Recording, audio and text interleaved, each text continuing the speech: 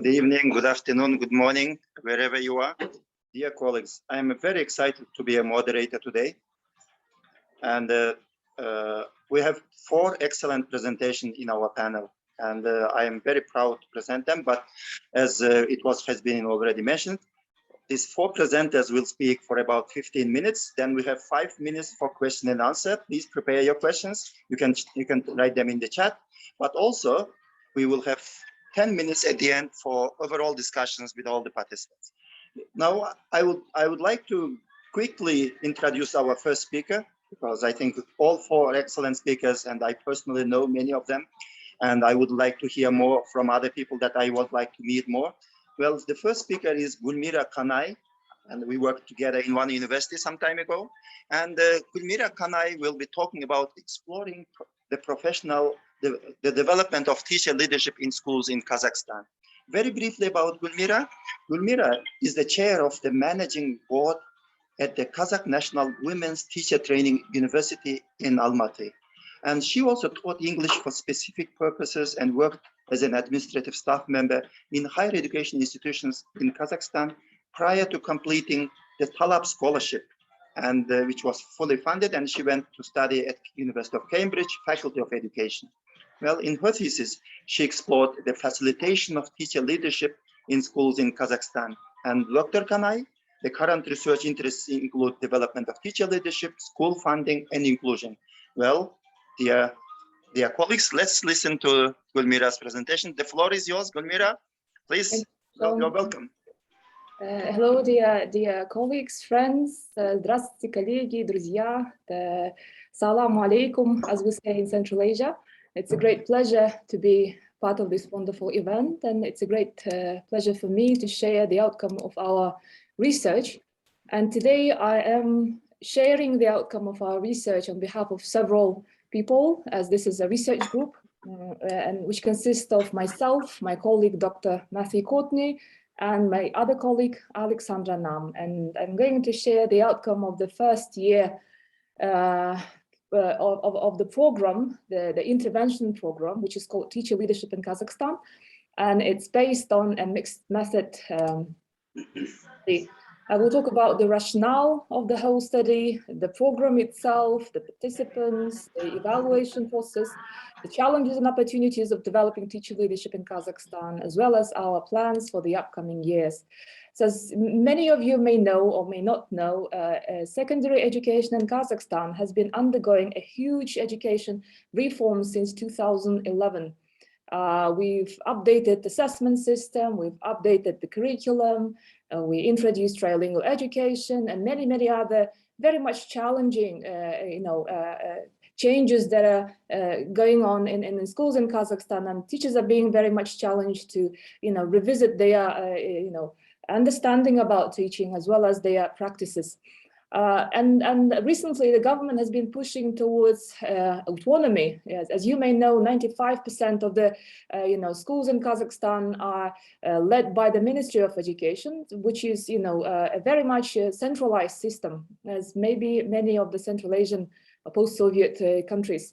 So at the moment, the government is initiating the enhancement of the school autonomy, which requires building, which requires scaffolding in a way, which requires creating conditions for teachers and for other practitioners to make maybe a sort of a mindset change, maybe to understand, to own their practice, and maybe to become more of a leader and an initiator of the new methods and new teaching practices in their classrooms.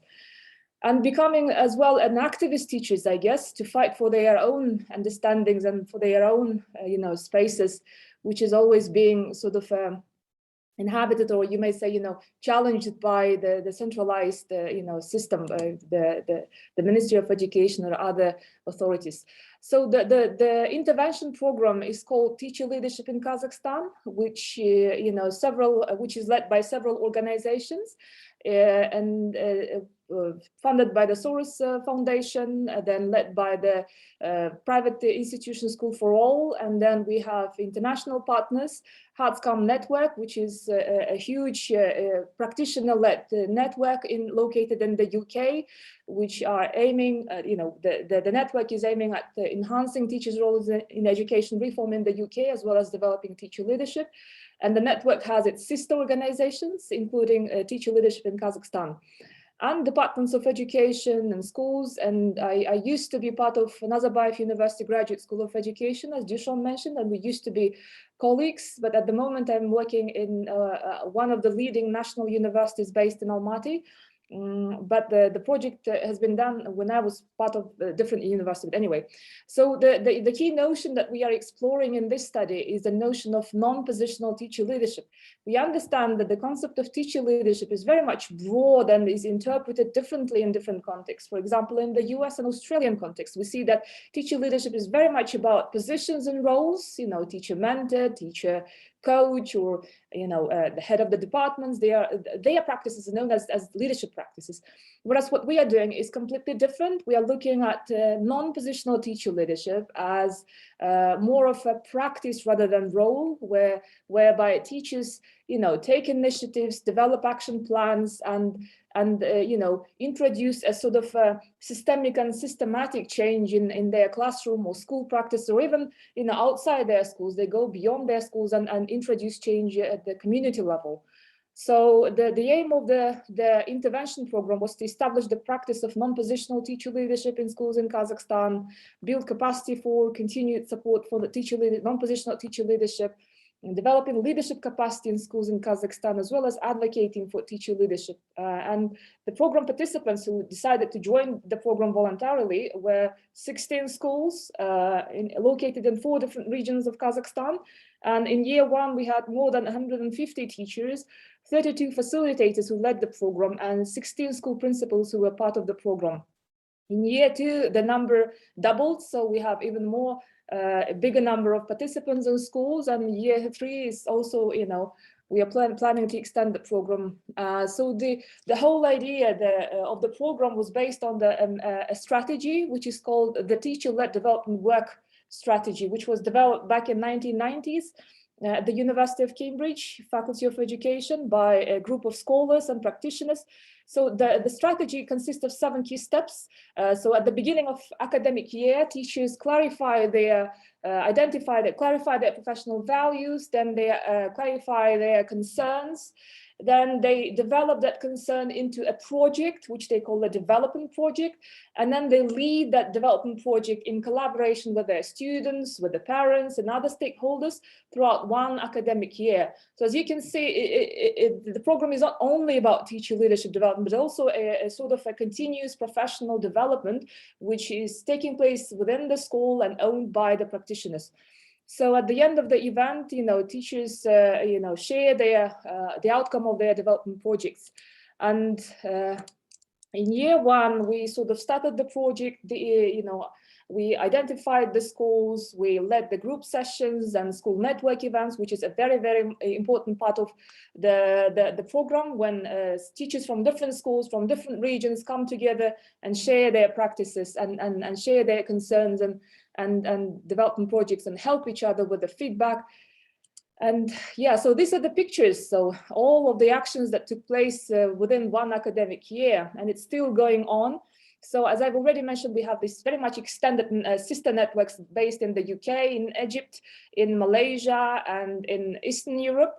And we are providing access to teachers to get access to other practices in different countries. And what we are learning is that the bulk of these teachers are sharing one and the same problems, although we are living in different educational contexts, but the teachers are sharing the same similar kind of problems. So the key participants of the project were the facilitators who led the program, TILKI, the strategy group, including myself, school principals, and teachers.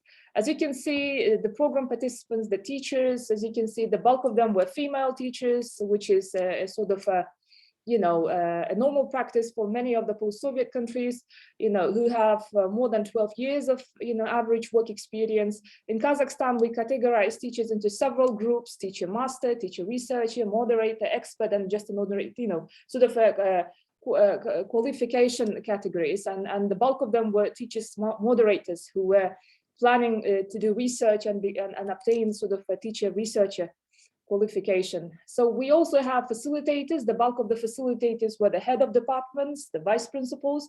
So this sort of particularly involving school administrators in leading the program was very, very important, given the culture of the authority, which is very much developed in the Kazakhstani schools. And this program helped to break that sort of authority-based relationship between school administrators and the teachers. As you can see, the themes, the problems or the concerns that teachers explored throughout one academic year involved the following. The bulk of them looked at the issues faced in the primary school education. Some of them looked at, creating space for learning inside and outside the school. Teaching languages was other important issue that they decided to explore. Creating space for multilingual education and so on and so forth. As you can see, we use different sort of data collection methods here. Interviews, focus groups, participant observations, and it all was wonderful before the pandemic and the lockdown took place in Kazakhstan in March 2020. And after that, we started collecting the data via Zoom discussions and via Zoom meetings. So in order to ensure the quality of our research, we made sure that we shared our responsibilities and roles. I was involved in implementing the program. My colleagues were involved in collecting the data and interviewing teachers. And as we've presenting the outcome, that the first question that we asked ourselves, the research question, is the effect of the program, and the extent of the relationship between the school culture and the experience of the program. So teachers completed the survey at the end of closer to the end of the first year of the program. And as you can see, there is a sort of a relationship between the extent of the positive experience of the program and teachers' leadership capacity, as well as the school culture and the impact of teachers' projects. So as you can see here, these are the outcome of our survey. And as you can see here, we see the interrelationship between different items that we were exploring. So the key thing that we've learned here is that the more positive the experience of the teachers of the program, the more leadership capacity they develop. And the other important aspect was that the more collaborative the school culture is, the more impactful is the teachers' leadership project. So the culture in the school, the professional culture matters. That's what we've learned through this study. As you can see, the more positive the TLK experience, the higher the teacher leadership capacity, and the more collaborative the school culture, the more effective the impact of the teachers' leadership projects. So and we did the coding, the interviewing was very, very interesting for us. That we've learned a lot of interesting things from the interviews and focus groups. And the key thing is that, the leadership capacity doesn't happen, it doesn't develop, at once. It takes time for teachers to recognize, that they take an active role in the learning process, in the educational system itself. And it's what teachers in our country make, at least in these 16 schools, make a shift from of understanding leadership as a position and role towards an understanding leadership as a matter of practice.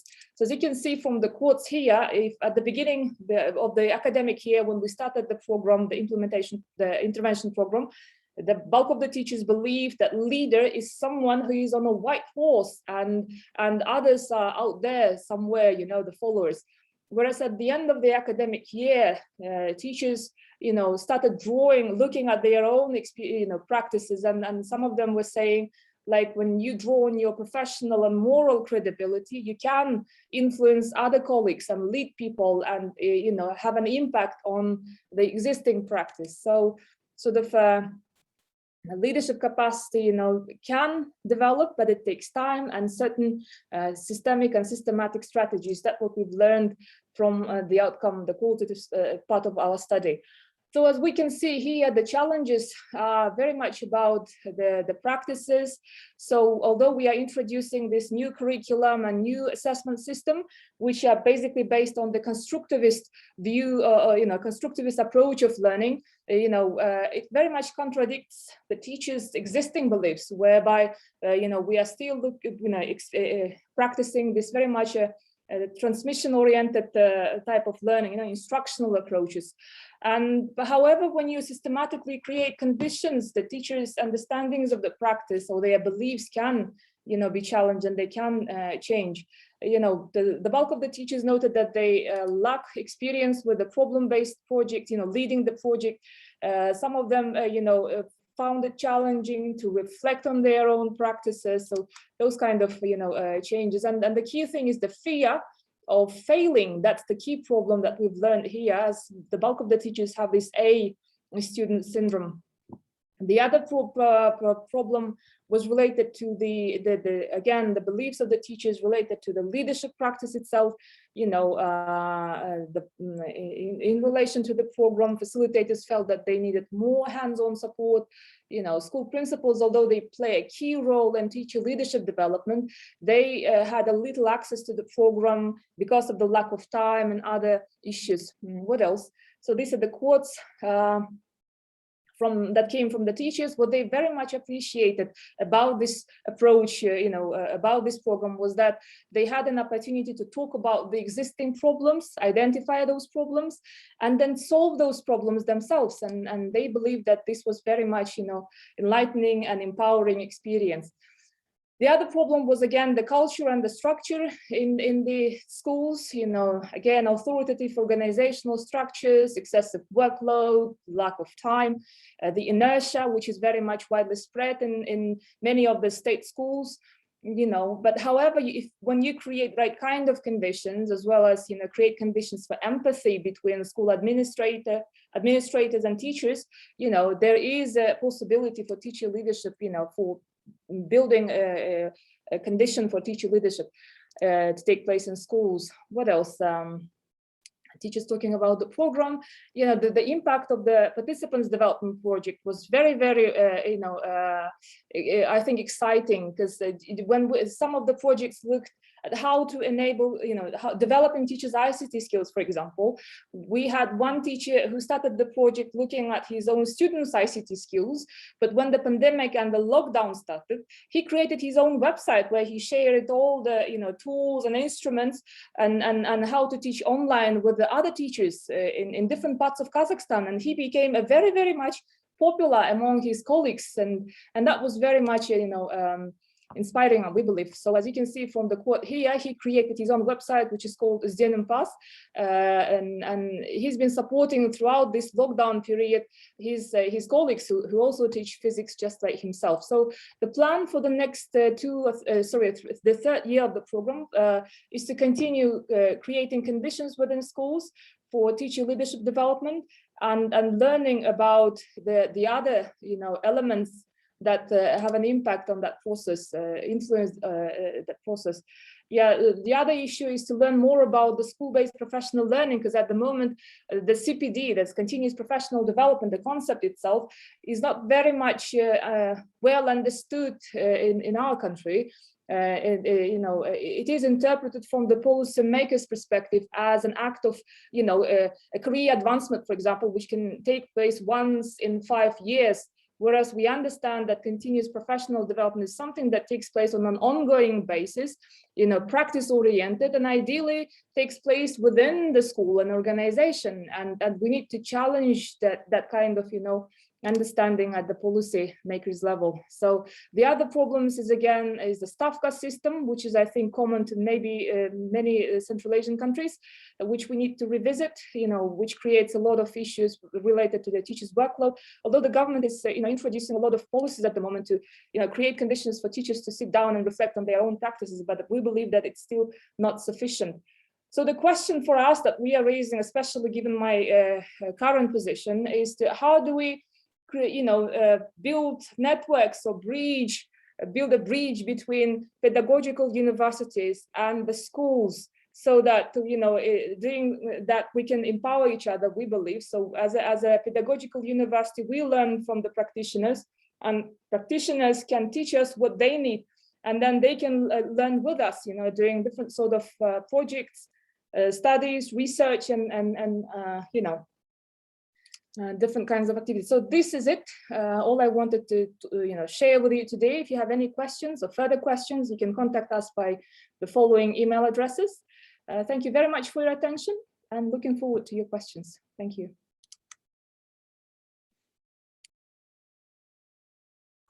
Okay, thank you very much, Gulmira. That's excellent. About teachers' agency, teachers' empowerment, giving the teachers opportunity to exercise their rights is such a remarkable thing. I am looking now for the audience. If there are any questions from the audience, any comments or questions, because we can have maybe 4 minutes. Please ask the questions in the chat. If not, I will also try to ask, but I would be happy to give a turn to other people first. Any questions? Can the organizers, could you help me if I am missing any questions in the chat, please? No?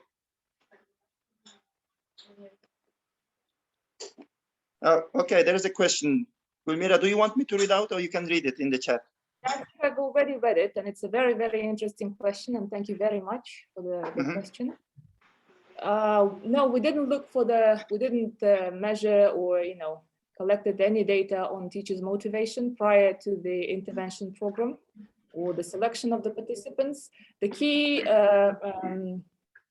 rationale for us was the voluntary participation of teachers, because we understand that leading a development project or introducing change in the classroom or school takes time, takes, you know, it takes effort, and it takes maybe, you know, a courage from a teacher to go against maybe the existing norms and systems to introduce change, for example. Yep. Therefore, we did not look at their motivation, but rather their willingness to maybe, you know, contribute. So, and that was very important. We've learned at the end of the program, as some of teachers who looked very much excited and motivated at the beginning decided to quit in the middle of the program because of those, you know, challenges. Okay, thank you. Any other questions, colleagues? Comments from other colleagues? Okay, I think I will. If not, Gulmira, I am curious to know one thing, because often when we talk about teachers' leadership, often the reforms in many countries are top-down. Do you get a sense that now teachers are going to be more actively involved in reforms rather than just being implementers of the reforms that are already prepared for them? Do you have any feeling of how they are engaged in these reforms? That's a very good question, Dušan. The system is still very much centralized, but you know, for the last couple of years, the government has been creating, you know, conditions for teachers to become more active, professional, you know, own their own practice, at least, you know, through increasing their salaries, you know, decreasing their workload, and making sure that the government does not ask too many documents from them, you know, releasing them from the paperwork, let's say so. And that was the key steps that they took. And now they've also, the government introduced the law on teacher status in 2019, which sort of looks at making sure that teachers are not involved in the activities which is not part of their, you know, which should not be part of their daily practices. For example, you know, doing lots of, you know, other stuff other than teaching. So, and therefore, you know, if anyone sort of, if the local government or any other institution decides to sort of, you know, ask teachers to do something extra, then they will be punished according to the law. So I think these are the brilliant conditions, but I believe we should still work, you know, on improving conditions for teachers, such as, for example, extending the understanding about CPD. You know, CPD is a crucial part of teacher leadership development, I mean, continuous professional development. And we should revisit and redesign it, you know, in our country, as well as, you know, look at the Stavka system, which is, you know, the system whereby you get salary for the hours you teach rather than, you know, your workload or your responsibility or your qualifications. So I think we should revisit that system as well.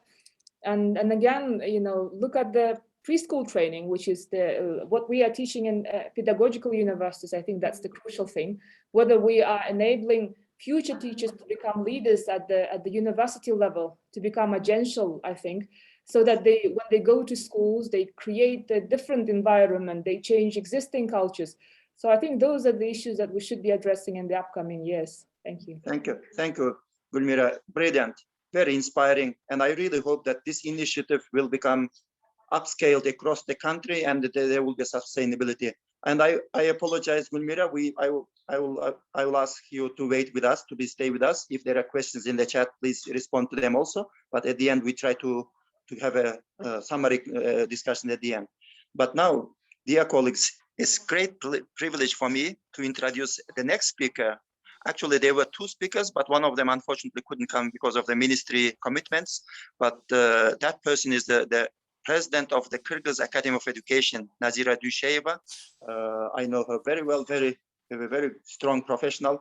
But equally, I have another colleague who I also know very well, is from private university, but he also I know him, he was one of the key people to establish an alternative master's degree in teaching, because teaching often is not very up to date, and then they created this master's program in teaching. But I know that this is Tamo, and let me say the last name properly, Tamo Chattopadhyay.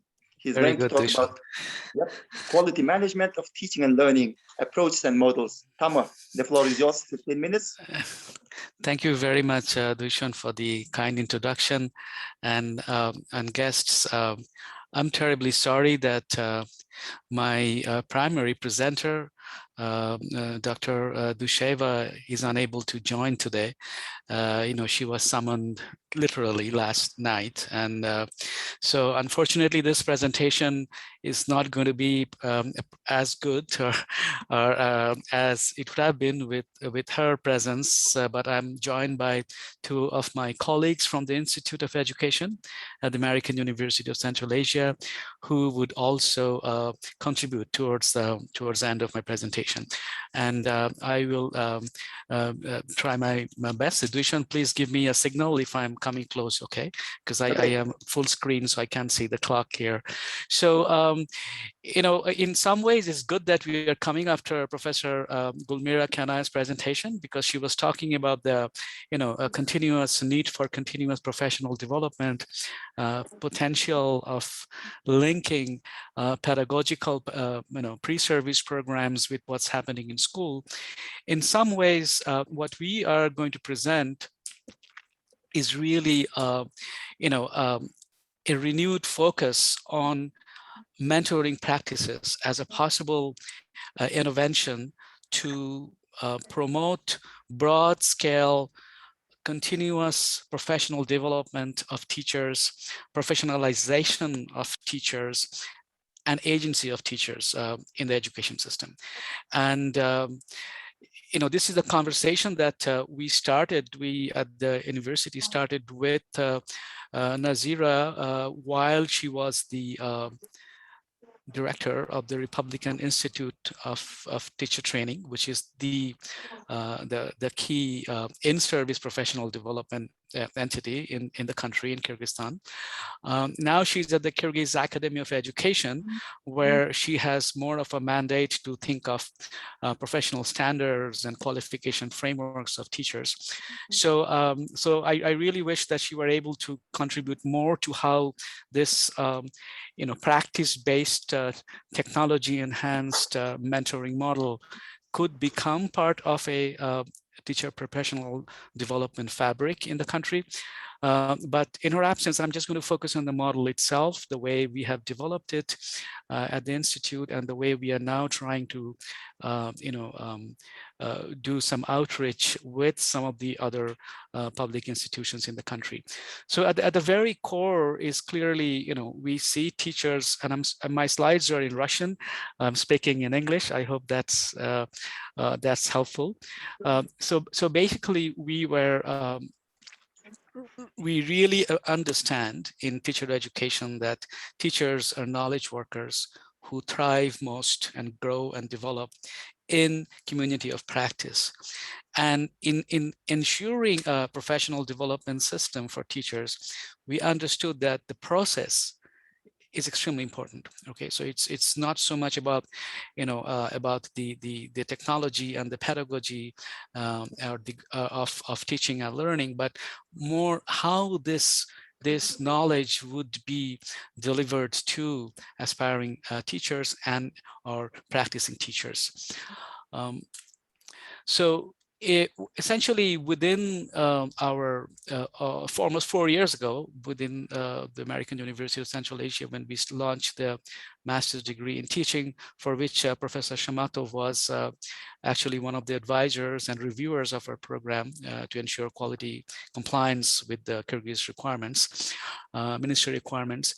So we embedded a technology enhanced mentoring component. So essentially it's a practicum where every teacher education candidate has to go and do a school-based practicum for a 2-semester sequence. Now, by itself, it's not new. You know, this is part of teacher education programs across the board, but we kind of ensure that there would be a simple, you know, a technical component. So each teacher, so most of our teacher education candidates are practicing teachers, and they would be placed in a school, or they are already teaching in their own schools. They will take videos of their own classrooms. You know, there's a particular sequence, and we were very appreciative of the fact that they would feel their own agency. So we didn't want to come and trick them and take their video. They would choose which lessons they want to show, which lessons they want to showcase. And then they would upload those videos, you know, to simple YouTube, you know, private channel. Each teacher candidate would be assigned with a mentor, an experienced teacher. Again, this is something, you know, is currently our focus, you know, how we nurture and develop a cadre of mentors who can function in those mentoring roles. And then each will kind of, you know, view that same video lesson, you know, through a mutually accepted rubric. Again, there could be any number of rubrics. We use a variation of the Danielson framework, which we continue to adapt in our Kyrgyz context. So these are the criteria, and this is the cycle basically. So that, you know, you plan the lesson, you know, you upload, you then, as a teacher, you get to see your own lesson, which is empowering by itself, right? And we understand that a mobile phone, you know, placed in a static position in a classroom doesn't capture 100%, but it does 80%. 80% is better than 0. So we are just being very pragmatic within the current context of what can be done. So here is a process. One thing you will note that, you know, I'm sorry. Sorry, guys. One thing you will know, and I hope it comes through the presentation, there are certain things that the mentee, in this case a school-based practitioner, is doing, and certain other things that the mentor is doing in this process, right? And the key, before I get into the actual rubric, the key here is we're really focusing on the idea of reflection. You know, one of the things that we have understood in our work with mentors and mentees is that, you know, perhaps this is not something new in this part of the world or broadly. Very often mentors are coming with the mindset that we have to tell the mentee what they have to do differently, right? But we are saying, no, first let's listen why they're doing something. So it's a reflection. It's not just telling, it's also listening. These are the 6 domains of the rubric. Again, this is all based on Danielson framework. You know, we have, you know, I would say a little bit tweaked things here and there, you know, planning and delivery, you know, learning, you know, knowledge about your students. I mean, here the audience, I'm sure, are familiar with this. This is the, you know, your core aspects of you know, what good teaching entails in a classroom of instructional practice. And then, you know, so, and this is actually, you know, if you look at any of the domains, so here is a, content delivery, and you see a very specific indicator. This is how it looks. We have translated these into Russian and I think also in Kyrgyz, as we are reaching out to more public schools outside of our program. You will see there are 4 measures, ineffective, developing, effective, and highly effective. And what this means, and I mean, my colleagues present here, they can share. So from the teacher's perspective, if I'm between 1 and 2, that means I really need to do some more work on my end to improve, right? And 3, we are saying this is good. This is good enough. This is very good. Let's just get there, because it's really not possible to have highly effective all the time. So we are aware of that. Again, if you look at the rubric and in the indicators themselves, you will see there are certain aspects that are really focusing on what the teacher is doing, right? And there are other aspects where what we have to see what the student is doing, the student's action. So what happens is, the key here is that by giving both the mentee and the mentor a rubric that they both become familiar with, they're both looking at their instructions or the instructional or the video through this critical lens, and so they both have a common vocabulary to discuss when they come into the reflection session, which I'm coming next. So this is where so we have this typically 4 cycles over a 12 weeks semester, and then where after each of this video upload, review, there will be a dialogue between the mentor and the mentee. And this is where I might like to request 2 of my fellow presenters to a little bit share their perspective as they have gone through the program from the mentee side. And now they are also, as our professional colleagues, practicing this from the mentor side. So may I first request Nazima to come up and share a few takeaways, and then Alisa. Zushan, how much time we have left? Maybe in around 4 minutes, if you can wrap up.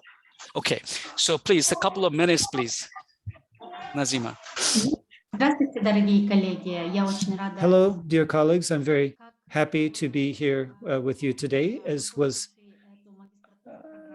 I've finished my master's program, and when my master's program began and we needed to work as mentors, the first time that I stood before students, I felt I was ineffective according to this rubric.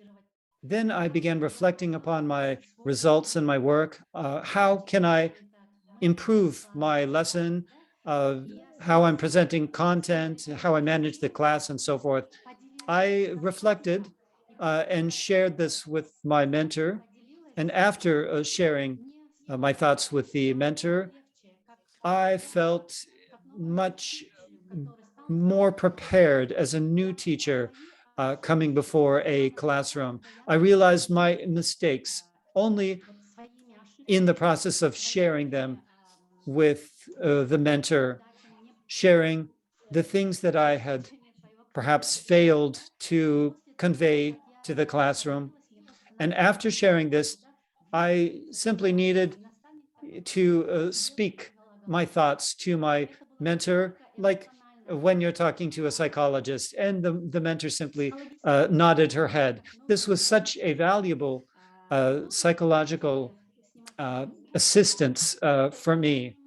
And then we began improving my lessons. I made 8 videos over the semester, reflected upon them, and achieved the level of effectiveness over 3, according to the scale. And this had been my goal. And I simply gave instructions, and 80% of these students worked effectively based on my instructions. I'm very grateful to my mentor who was with me for the whole year, and I felt her support. When you know what you're moving towards, and the rubric that I was using, I knew what effective work I needed to achieve. I really felt like a true teacher at the end of 2 the. minutes, if you can wrap up in 2 minutes. Okay, let me just take a minute from Alisa because she has been, probably will get a different perspective. Alisa, пожалуйста. Здравствуйте, я являюсь Hello, I am a teacher of English, and I have also completed a master's program in teaching. As a person, as an individual who has worked in this mentoring program, first as a mentee and now as a mentor, I would like to share some of my insights. From the perspective of a mentee, I found this model very effective because working closely with my mentor helped me to focus on my strengths and weaknesses and develop an individual strategy for my own professional development. And thanks to the effective structure of this model, we could track my progress and respond to changes in context in my work. From the mentor's perspective, I think it's very important that this model puts the focus on dialogue between the mentor and the mentee. The main task of the mentor is to identify mistakes and provide instructions on how to do things. That's the like a supervisory role, but a mentor's role is to help in analysis, is to help find out what can be done what the teacher can do to improve their work in the future. Just show my final slide. I'm not going to talk about this. These are some big takeaways why this could potentially be a scalable opportunity, technology enhanced. For example, mentors could be anywhere, mentees could be anywhere, so you're not limited by geographic location. Technology becomes, cost effective. Essentially, we'll be happy to take more questions, and I should just end there to respect the time. Thank you.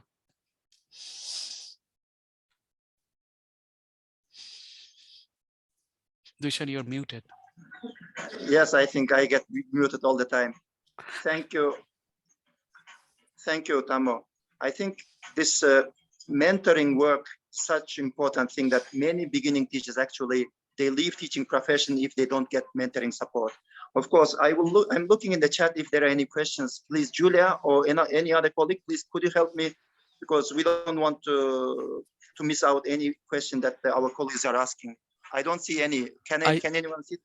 I see a question from Saule Hamzina. Please, Tamo, if you could try to respond in Saule is asking if this mentoring reflection, she's saying these are core part of continuing professional development. Do we have plans to introduce this approach to the government teacher professional development system? Certainly, but as you know, we have to kind of find the right place to frame this, because we operate within existing frameworks, but that was exactly the would have been the component where Nazira would have been able to say more about this as the director, the president of Kyrgyz Academy of Education. But yes, we are very much interested because we see this as a promising opportunity. Thank you for the question. There is another question or comment in the chat. Could you look at it, please?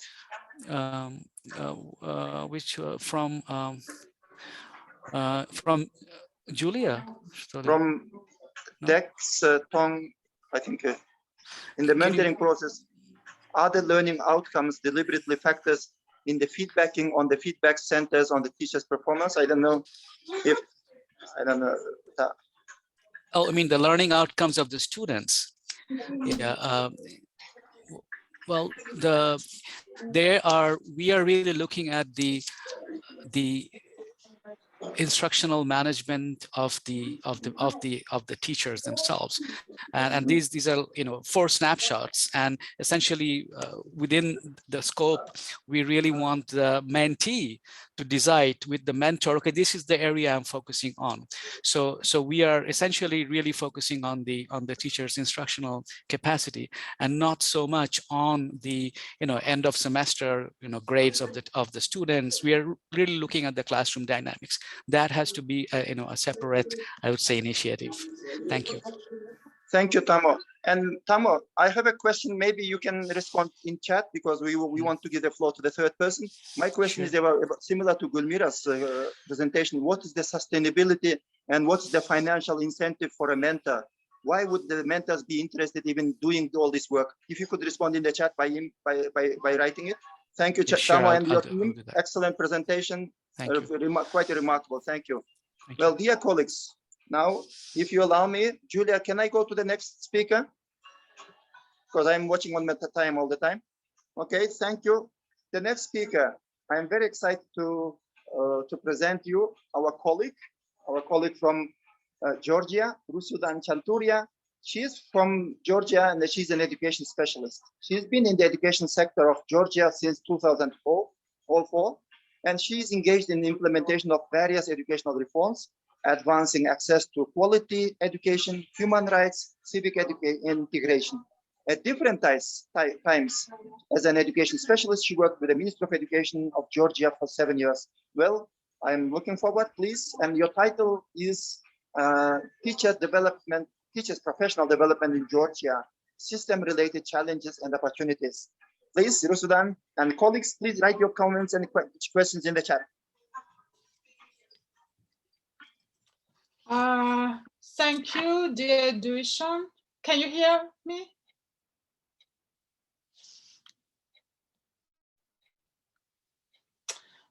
Good afternoon, dear colleagues. Today, I'll try to provide a brief overview of Teachers' Professional Development System in Georgia and discuss some related challenges and opportunities as much as time allows. In Georgia, we have over 2,000 schools, including public and private. Current number of teachers is up to 60,000.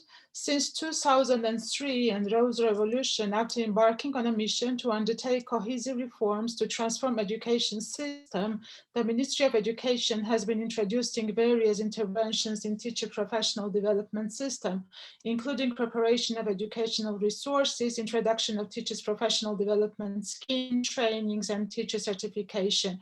Despite these efforts, results of teacher certification exams and students' international assessments revealed inefficiency of the professional development system and identified its failure to create opportunity for attaining general education objectives. Before I pursue with my presentation further, I'll start with a brief overview of profile of teachers in Georgia, just to give you a little flavor of it. 88% of teachers are female in our country. Teachers are on average 50 years old. Average age of teachers across OECD is 44 years old. Teaching is a first choice career for 89% of teachers in Georgia. At least 96% of teachers perceive teaching as an opportunity to influence children's development and contribute to the development of wider society. The youngest teachers in Georgia we have in foreign language, as a foreign language teachers. The largest proportion of 60 plus, or that is senior teachers, teach mostly core subjects like mathematics, STEM subjects, and Georgian language and literature. The average work experience of school teacher is about 19 years. Only 52% of teachers work full-time in Georgia. On average, there are 7 or 8 students per teacher. However, it should be noted that this ratio is quite different depending on the school location.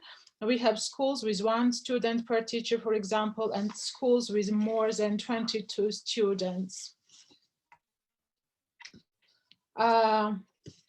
there are different requirements like and for entry into the teaching profession. I'll try to be brief, but the main one is MA degree obtained upon completion of an integrated teacher training program. This is 300 credit program, what we have in Georgia.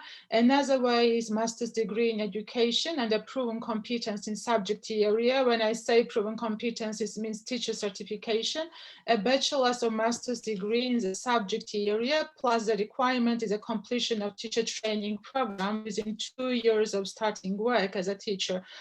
Another way to enter the profession is bachelor's or master's degree in the subject area, plus successful completion of the activities envisaged by teacher probation program within 2 years. I'll talk later about what does it mean, teacher probation program, as a case from Georgia. And the last one is PhD in the relevant area. Teachers' professional development scheme is a major guiding document in the system. The scheme regulates the issues related to the professional development of teacher, defines the types of teacher, rules for granting, confirming, or suspecting, or restoring the status of a teacher.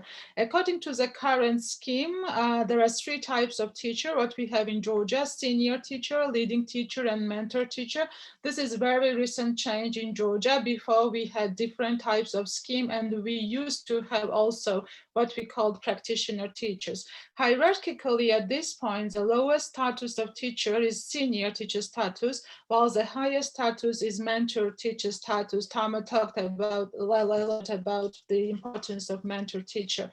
A large proportion of teachers, almost 75%, are senior teachers in Georgia, and only 13% is leading teacher, but very few, less than 1%, mentor teachers in the country.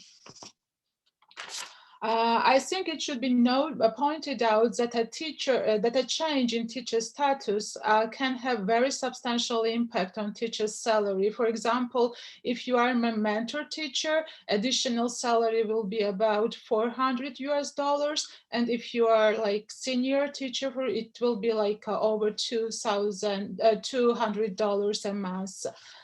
So it's very important, like, you know, to change the statuses in Georgia in order to have like higher income in teaching profession. Very briefly about teachers assessment. Basically, we have 2 types of teacher assessment. One is external assessment, which implies subject test and test in professionals relevant to status of leading or mentor teacher. Complex assessment, which includes assessment of senior and leading teachers and consists of theoretical and practical parts. Another way of assessment is internal evaluation. This is basically the feedback given from the school principal, either individually or in partnership with a quality development and professional support team as a result of the monitoring of the activities of the teacher. I'd like just to note about like 2 the most recent initiatives by the Georgian government, which I think could be interesting for you because my presentation is not as profound as yours. So it's a kind of, you know, bit overview of the system rather than like in-depth analysis of one of the challenges what we have in Georgia. The first one I'd like to talk is teachers in retirement age, how the government is trying somehow to renew or you know, substitute senior teachers and attract new teachers in the system. So the first one is what we call just in 2019, what the government initiated is that in order to make, you know, renewal in the teachers cohort, teachers in retirement age were encouraged to leave the system and, if agreed, offered cash prizes equaling 2 years' salary as monetary reward for the contribution to teaching profession. It was unprecedented reform in Georgia, I would say, because the decisions in the education system is very much politically or what we call election driven. So none of the previous government had courage to dismiss or substitute the senior teachers, especially those who are over 70 or 80 years old. Only in 2019, more than 5,000 teachers, which is about 10%, have expressed their desire to receive the award. So I think this is very case, I don't know, maybe for other countries that are also struggling, like to have big proportion of senior teachers. Another initiative is a probation program for teachers. As noted, Georgia will have to renew more than 1 out of 2 members of its teaching workforce over the next decade. This clearly shows that the issue of renewing the teaching staff and attracting qualified young people to the profession will remain a challenge. To address the shortage of teachers and replace the retired teachers with new qualified staff, from 2019, the government launched the so-called probation program for teachers, those seeking entering the profession. Once hired by the school, a person who has either BA or MA degree in subject area should pass and complete the activities of the probation program within the 2 years in order to obtain permanent status of the teacher. Let me briefly talk about the provision of teacher professional development services themselves. The provision of professional development services in Georgia is largely centralized and carried out by the National Center for Teachers Professional Development, which operates under the auspices of the Ministry of Education and Science of Georgia. The center conducts both long-term and short-term trainings for current teachers in various subjects and professional skills. In general, it can be said that professional development services are mostly provided in the form of training. An appropriate subject module is created for each training according to which teachers are trained or retrained. Now I'll try to talk very briefly and just to give you a little bit of flavor, what are those challenges we are facing in Georgia. The first one is that, as I already noted, the education system is election or politically driven. Hence, the system is constantly changing depending on political situation and context, including requirements for the continuous professional development. According to education experts, frequent changes made teachers think that everything is temporary and going to change. Hence, they are quite reluctant to put sufficient effort to meet the requirements. There is also a huge urban-rural divide in Georgia, or what we call in spatial disparity in the whole education system. And this is true also in terms of quality or competencies of teachers across the country. Hence, student outcomes vary greatly according to school locations.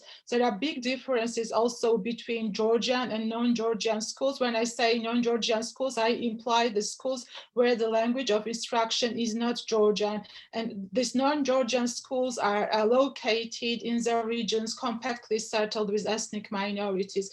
There is also a myriad of factors which hinder participation in professional development, like previous qualifications and age and experience, lack of access to professional development opportunities, overloaded work schedules, high opportunity cost is also a very huge barrier, incompatibility of the offered professional development opportunities with teachers' needs, and lack of motivation to participate in professional development-oriented activities. Teachers' age is also challenged. 50% of teachers are aged over 50, and share of teachers under the age of 30 is only 5% in Georgia. As I briefly noticed, centralized approach of TPD system is one of the biggest challenges. As mentioned, Teachers Professional Development Center serves kind of exclusive service provider in this area. And I think that this undermines quality assurance of teacher professional development. There is no proper mechanism for monitoring, and the quality of service is mainly performed using only internal mechanisms of the center itself. So this is also a fact in Georgia that school-based professional development opportunities are almost non-existent. Everything is really centralized. There are challenges related to pre-service training as well. Though the government made efforts, including in terms of funding teacher training programs, these programs are free right now, but it cannot fill the gap due to several factors. Teacher training programs are not competitive, meaning that we have more places allocated than the number of entrants willing to be enrolled. To give you some example, out of 800 people, which is annual cohort of students enrolled in teacher training programs, only 10 entrants obtained the state grant, depending on their scores. Also, notably, the absolute majority were enrolled in the programs for Georgian language or English language teachers, while very few undertook programs, to be enrolled or to be prepared as STEM subject teachers. This is in the circumstance when actually we have the deficit among STEM subject teachers. So you can see that this, the initiatives are not very efficient in Georgia. However, the government took several steps in this area, mostly because of low remuneration and inadequate environment for teaching. Teacher profession is not prestigious in Georgia. Probably this is true for other post-Soviet countries as well. University entrants who choose teacher's profession have lowest scores at the entrance examination, which contributes to form an opinion that occupation is a choice only for losers, so to say, for those who cannot really find to acquire as a prestigious profession. Herewith, I should note that salaries of the educators in Georgia are the lowest among all sectors, equaling approximately $200 months. And this is also contributing to low prestige of teaching profession. Overall number of teachers in general education schools is more than sufficient. However, the figures significantly differ by school location. I already noted about urban-rural divide. Deficit of teachers in specific subjects was noticed in the regions, and especially in what we call high mountainous areas, like very remote villages and regions. Because of this, in many schools, various subjects are taught by one and the same teacher, which who really do not have sufficient competencies in specific subject area. The last challenge I want to briefly mention is shadow education. Teachers that are capable to teach more or less well lack motivation and prefer to spend their time on private tutoring. Here I want to mention that if you want to get more information or profound analysis about private tutoring in Georgia, there is a very good book by Professor Nurutak Opahidze, which is called Teachers as Tutors. So I would highly recommend to look at it if you have time. And lastly, I'll talk if time allows. Do I have still time, like 3 minutes? If you take more time, then there will be less time for questions. Okay, well, You I'll be decide. very brief. I just want to mention opportunities or recommendations. First and foremost, I think the consistency and continuity of the reforms are very important and crucial. It's important that the feeling of continuity is created among teachers so that they are convinced that the main approach for system implementation is not constantly changing.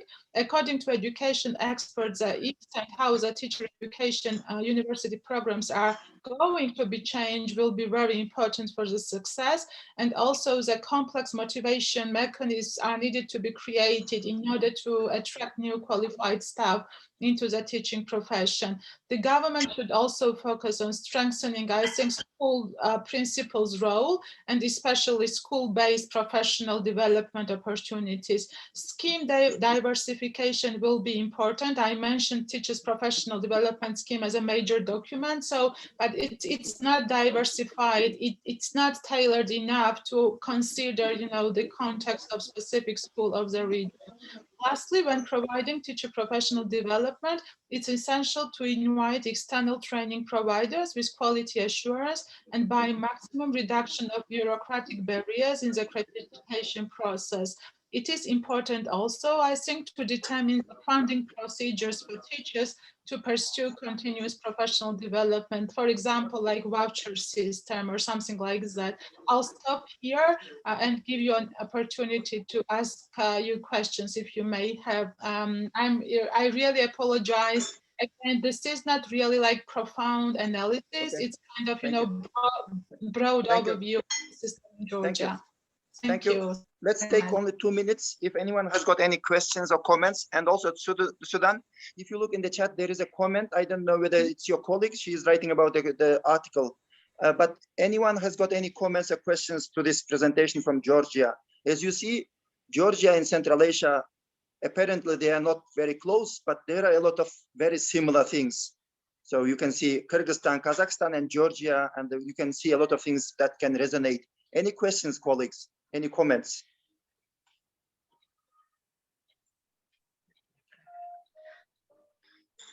Maybe I am missing the comments in the chat. If anyone can help me, because I'm using the cell phone instead of computer.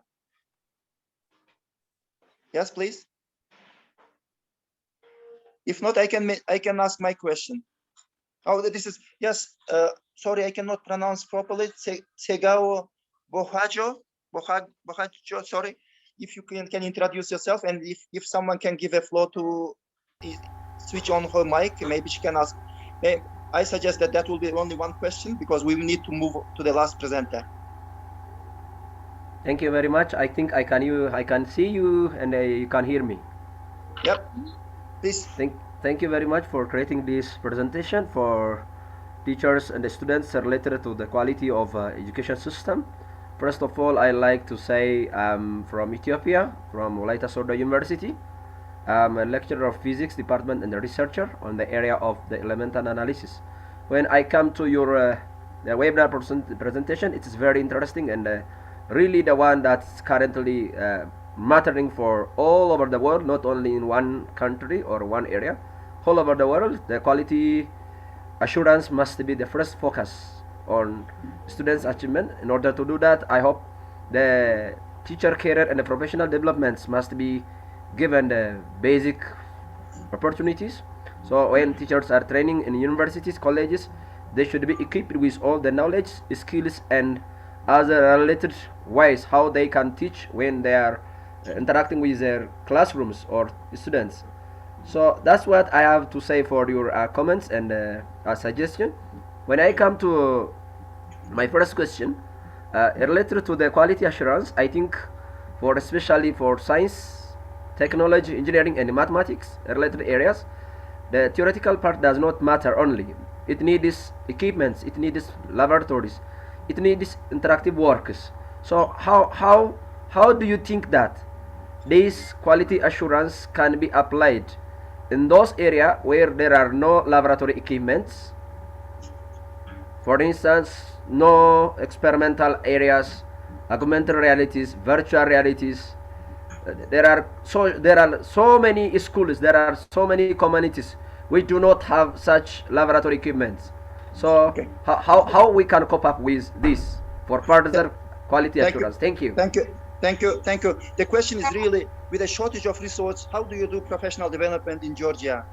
Can you respond to this quickly, please? Yes, you are right. Yeah, the main problem again is that all the focus is made on teacher certification and exams, for example. I think we need like more diversified approaches, how we assess, if teachers' professional development really has an impact on, learning outcomes of each student, especially in this area you are mentioning.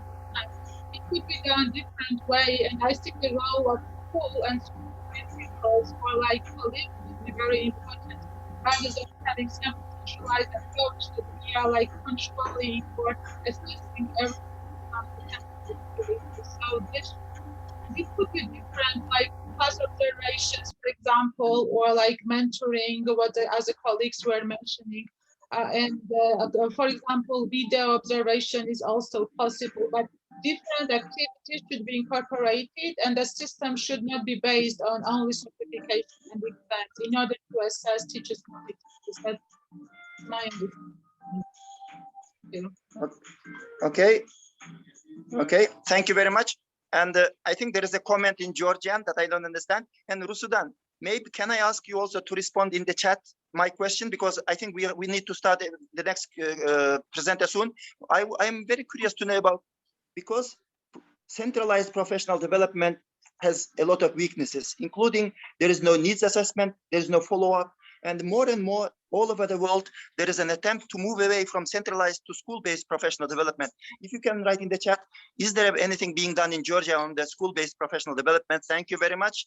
And we give a big applause to you too. And thank you very much. And now the final, but not the least, we have a presenter from Kazakhstan. And I asked her how she would like to be introduced. She said that her name is Alma Jakimovna Murzaliyevna, and she's going to talk about teaching and evaluation, successful teachers for educational development. And Alma Jakimovna works at the National Professional Development Center called Orleo. And she has a rich experience of working at also North Kazakhstan State University. And in her presentation, she's going to talk about professional development with a focus on leadership. Please, вам слово, пожалуйста. Добрый день, уважаемые участники конференции, уважаемый Дюшон. Спасибо за предоставленную возможность. Продолжая линейку... Thank you very much. Thank you, dear participants. I'm going to talk about the activities of teachers today, and would like to present the teacher training system. And I will talk about teaching and assessment in the TPD program oriented towards the subject activity approach. What types of, and this is, the purpose of this is to provide for ongoing teacher development, working in the context of the logistics of education leadership. Why are we talking about subjective activity approach? This is very relevant today, and we see in our practice that teachers take on a kind of a passive role to new technologies, and we need more of a constructive promotion of new technologies to help teachers apply new innovations. And here we have to analyze whether there is a foundation necessary for a subject activity approach. And these are the findings from a national study of the education system in Kazakhstan.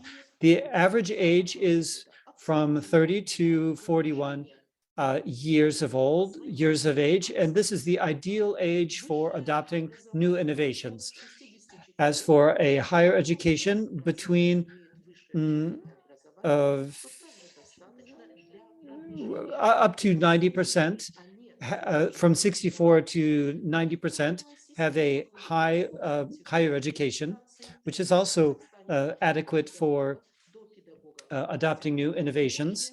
There is a good level of education, and starting in 2016, with the new curriculum program,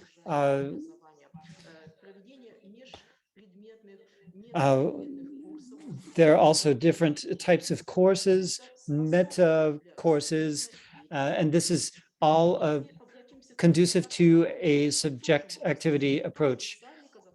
We also observe that Kazakhstan teachers themselves say, 84% of them say that they're open to changes. The directors of schools say that the school responds quickly to changes. So that's what 98% of school directors say. They also believe that the school has assistance in developing its new ideas and education, 98%. So there are factors that say that a subject activity approach or position is realistic. But what do we actually experience in practice? I think what we observe here is a kind of contradiction between a revolutionary change in the education environment with its changes in methods and systems and technologies. And on the other hand, the professional development of teachers, which is behind all of these changes, but it should be it's evolutionary rather than revolutionary. The philosophy of conflict of the conflict of opposites says that a subject activity approach is possible, and we can help to remove this conflict. The professional development system integrates formal, informal, and non-formal education. And they must all work together, and the system must work closely with the school system itself. This integration produces a system with growth resources, resources for productive interaction, resources for effective mentorship. And this type of environment motivates teachers to pursue their ongoing teacher education. What is meant by ongoing professional development?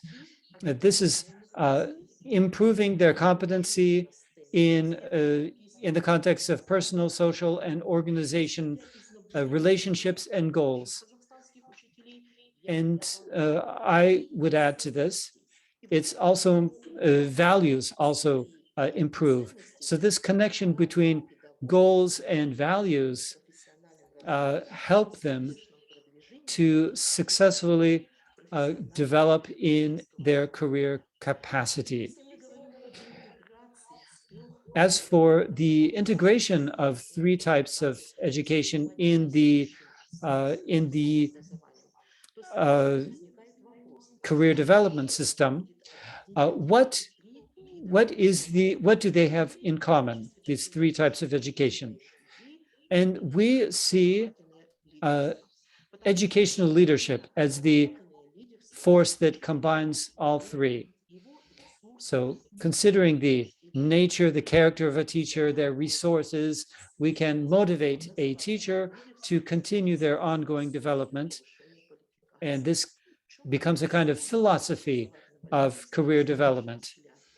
What is educational leadership? This is a result of an integration of pedagogical and leadership thinking. And this integration needs to be expressed in a particular context, and that context is the professional activity of a teacher. In particular, in the context of improving education based on a constructive choice of approaches for teaching and assessment, and also finding the right tools which allows us to come to reach a subject activity approach. What are the advantages of educational leadership? One is that the teachers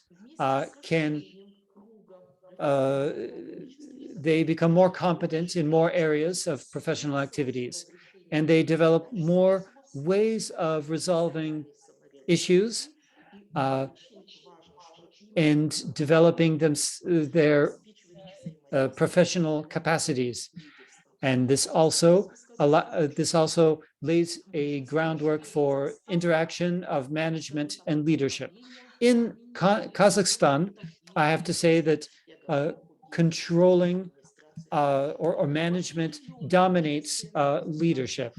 In certain schools, management and direction work together, but management and leadership is rare.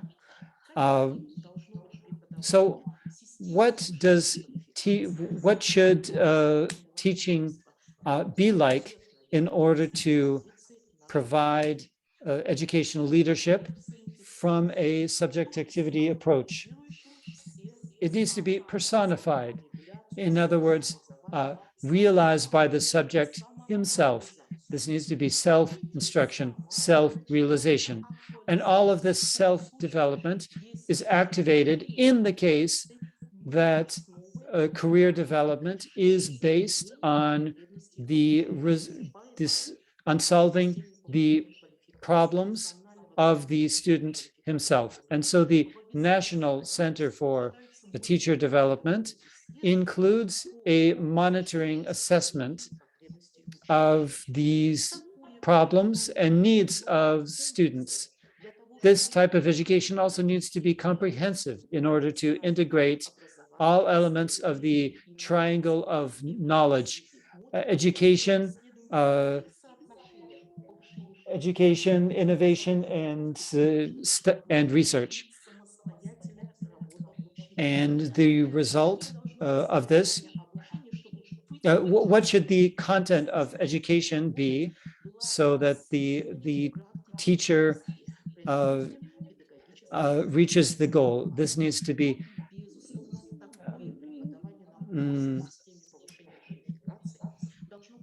the instruction in career development classes needs to be based on broadening the professional capacity of the teacher, and this will help to motivate the teachers.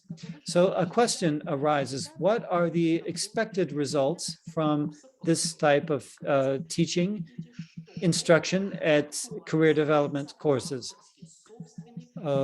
We see that this becomes a new approach, the new approach for instruction. The teacher becomes more focused on success in their teaching. Of course, instruction in the career development system needs to correlate with assessment, needs to be combined with assessment. And assessment also, in order to work in the logistical system of educational leadership, needs to relate to the teacher's own practice based on clearly developed indicators. And it needs to also relate to the development of those who are teaching and studying in the career development system. Based on this vision of the assessment system, I can say that the career development system includes three types of assessments. First of all, a system for assessing the product created by the student, a system for assessing the activity of the student from a leadership perspective, and finally, a system for self-assessment of the student's competencies. How is this type of education and assessment possible? This is a trifecta approach in our organization that consists of an instrumental, applied, and practice-oriented content. Also, there's post-course continuity and support, and ongoing professional development. What are our main insights? The first is why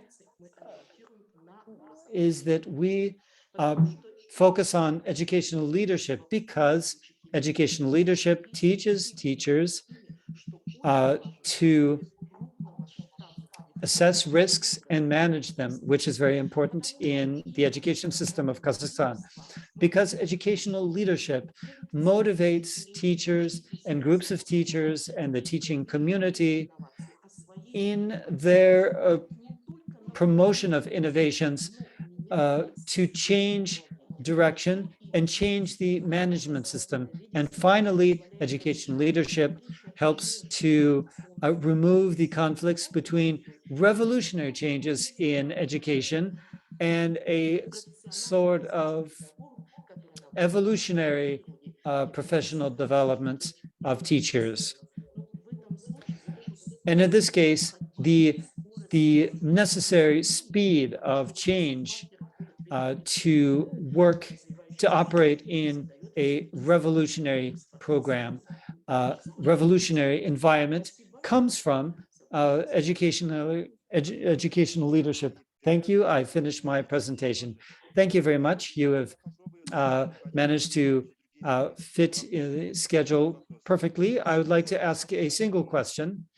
Alma Zakitovna, on one hand, I applaud you, but I have a little bit of skepticism because,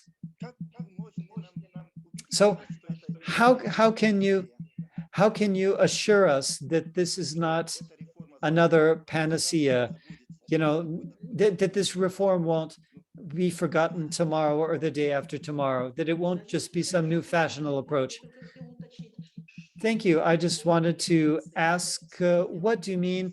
What is this? This is a panacea. I mean, we're talking about educational leadership. Maybe tomorrow we'll think of some new term.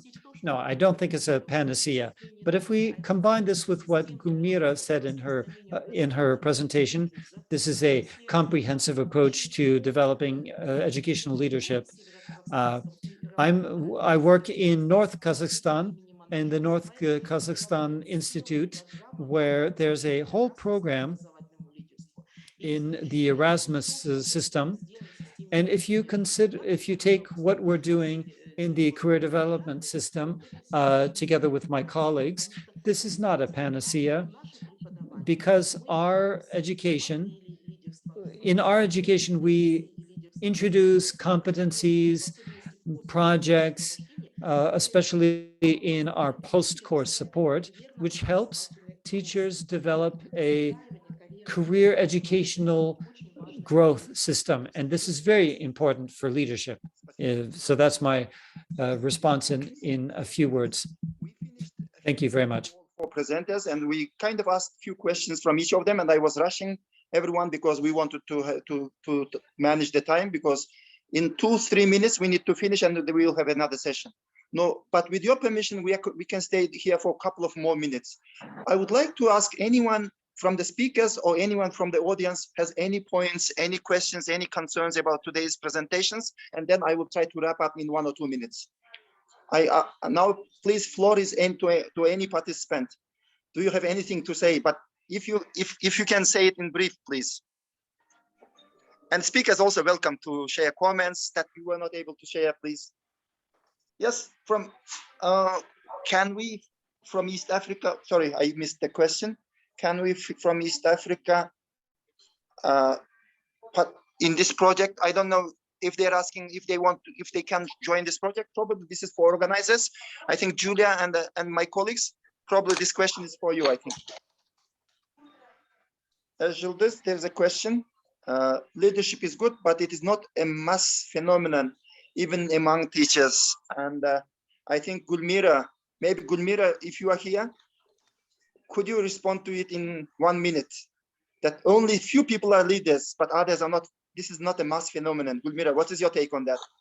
Yes, absolutely. That's not a surprise given our extended history of being a part of the centralized system. And the norms and understandings and the mindsets do not change, in a day or 2 or 3. It takes time. But what we are learning is that we also need strategies, systemic and systematic strategies to enhance agency, teacher agency, teacher leadership. And that doesn't happen, all of a sudden from nowhere. Yes, there might be some activist teachers who are, have such an inbuilt or personal character, to stand against all the norms and practices existing.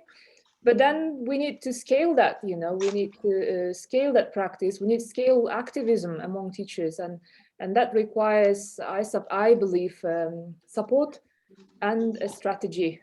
Yeah. Okay, Which is thank you, Gulmira. ideally implemented within school, yeah. Gulmira, thank you. Tamo and his colleagues, anyone from Tamo's team is here? Is there any final concluding word from your team, Tamo? Oh, I guess I just responded to your question about the sustainability. And I said that it has to be mentoring, professional development has to be embedded in the professional career ladders of the teachers. That's the only way.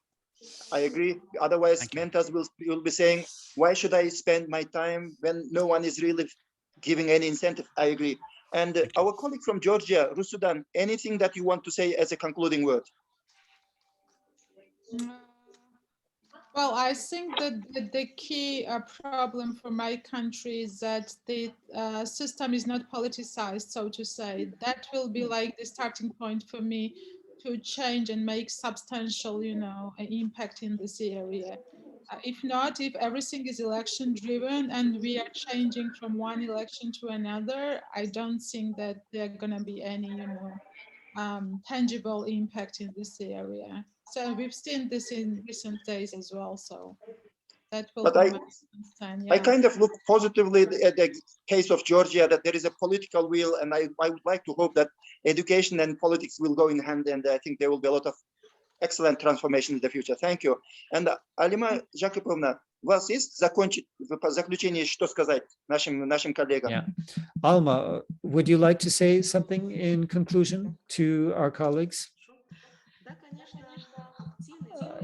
Yes,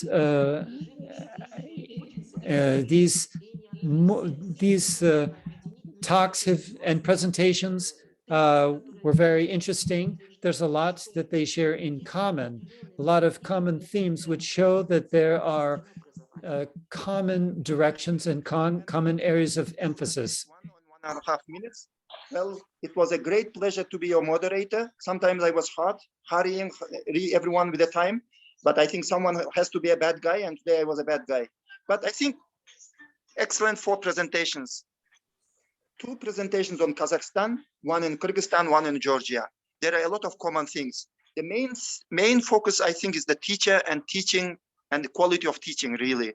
The first presenter, Gulmira, brilliantly spoke about non-positional teacher leadership. You don't have to be vice principal or principal in order to really exercise your leadership. And we need to really applaud for this initiative, because often teachers, sometimes there is a stereotype, you have to become a vice principal, only then you can do changes. Then Tamo and his colleagues brilliantly talked about mentoring. When we talk about mentoring, some people will say, oh, mentoring we had in the past. What's the new thing? But Tamo and his colleagues showed that, well, this is a very systemic and totally different, effective way of mentoring. Good luck, my colleagues. And then it was Rusudan, very interesting case of Georgia, especially professional development of Georgia. I have never heard of it, and today it was a new thing for me. Thank you, my colleagues. And finally, Alma Jakipovna рассказала нам про повышение квалификации. And finally, we learned about a leadership-focused system of professional development. I'm very glad to hear about leadership, because often people don't ask about leadership. The possibility of teachers expressing. Thank you very much. Very soon there will be a new session. I'll be flying to another city now, but I enjoyed all your presentations. Good luck, and organizers, thank you for trusting me to be a moderator. All the best, and we can quickly take some rest and then move to the next session. Those who want, I would like to meet in the virtually or offline in different conferences. And it was a pleasure to work with all of you today. Okay, bye-bye.